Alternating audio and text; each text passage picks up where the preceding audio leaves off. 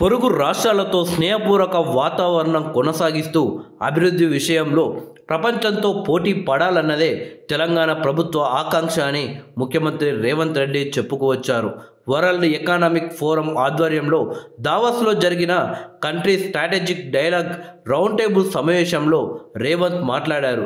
Telangana CM Revanth Reddy, AP ముఖ్యమంత్రి నారా చంద్రబాబు నాయుడు, మహారాష్ట్ర ముఖ్యమంత్రి దేవేంద్ర ఫడ్నవీస్తో ఒకే వేదిక పంచుకున్నారు.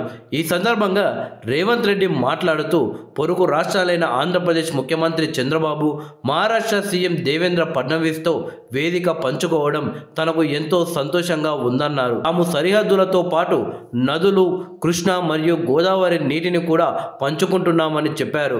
ఈ నదులు మహారాష్ట్ర నుండి ప్రారంభమై తెలంగాణలోకి ప్రవేశించి ఆ తర్వాత ఆంధ్రప్రదేశ్లో ప్రవహిస్తాయని అన్నారు.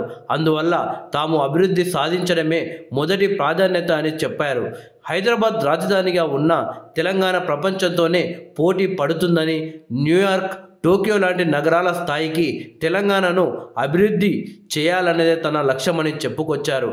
పొరుగు రాష్ట్రాలతో మంచి సంబంధాలను తెలంగాణ కొనసాగిస్తుందని, కంప్యూటర్స్, టెలికాం రంగంలో రాజీవ్ గాంధీ ప్రారంభించిన సంస్కరణలు, పివి నరసింహారావు సరళీకృత ఆర్థిక విధానాలతో ప్రపంచ దేశాలతో పోటీ పడే మార్గాన్ని చూపించారని తెలిపారు. ఏపీ సీఎం చంద్రబాబు, దివంగత సీఎం రాజశేఖర్ రెడ్డి ఉమ్మడి ఆంధ్రప్రదేశ్ సీఎంలుగా ఉన్నప్పుడు రాష్ట్రాన్ని, హైదరాబాద్ను అభివృద్ధి చేసిన తీరు అసాధారణమని ఆయన అన్నారు. ఇప్పుడు తెలంగాణ ప్రపంచ స్థాయి నగరాల్లో టోక్యో, సింగపూర్ వంటి నగరాలతో పోటీ పడుతుందని, తాము దేశీయ రాష్ట్రాలతో పోటీ పడడం కన్నా చైనా +1 కంట్రీకి గమ్యస్థానంగా తెలంగాణ ఉందని చెప్పారు.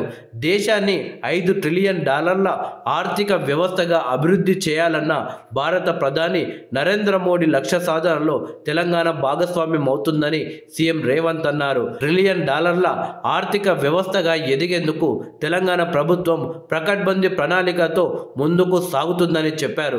తెలంగాణను 3 ప్రాంతాలుగా అభివృద్ధిని సాధించాలని లక్ష్యంగా నిర్దేశించుకున్నామని, ఓఆర్ఆర్ లోపల కోర్ అర్బన్ ప్రాంతంలో ఐటీ, ఫార్మా రంగాలున్నాయని, రెండో భాగం ఓఆర్ఆర్ నుంచి 360 కిలోమీటర్ల రీజనల్ రింగ్ రోడ్డు పూర్తయితే 65% తెలంగాణ నగర ప్రాంతంగా మారుతుందని చెప్పారు.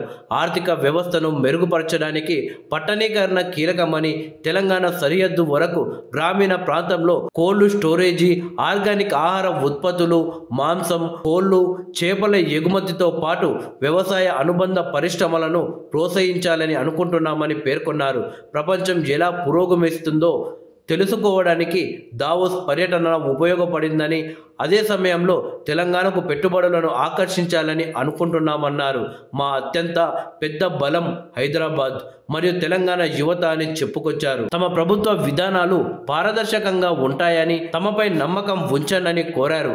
ఎన్నికల సమయంలోనే రాజకీయాలు కానీ అభివృద్ధి విషయంలో తమ విధానాలు సుస్థిరంగా ఉంటాయన్నారు.